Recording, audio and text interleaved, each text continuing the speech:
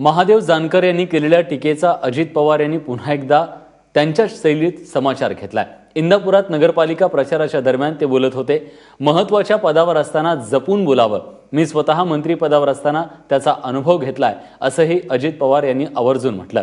भगवानगडावर झालेल्या भाषणात जानकरांनी अजित पवार यांच्याबद्दल अपशब्द वापरले होते, त्यावरून त्यांच्यावर मोठी टीकाही झाली। किंवा मिळाला मंत्रिपद मिळालं बस, महादेव जानकर पण मंत्री झाले, सगळ्यांचं चांगलं हो, पण ती बाबा मंत्री झाल्यापासून बारामतीचीच वाट लागावं लागली का? हा पहिल्यांदाच समाजाला जे आश्वासन दिली ते पूर्ण करा, लोकांना जे सांगितलंय ते पूर्ण करा। बारामतीची वाट लावायची का नाही ती बारामतीकर ठरवतील।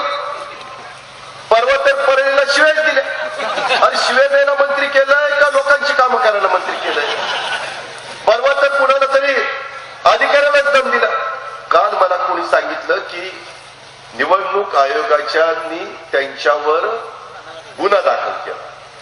ही पद्धत, अरे फार महत्वाच्या पदावर बसल्यावर फार डोकं शांत ठेवून बोलावं लागते बाबा। मी अनुभव घेतलाय बाबा, मी त्याच्यानंतर नाही चूक केली। मी चव्हाण साहेबांच्या इथं सकाळी 7 वाजल्यापासून संध्याकाळी 7 पर्यंत बसलो, आत्मक्लेश केला।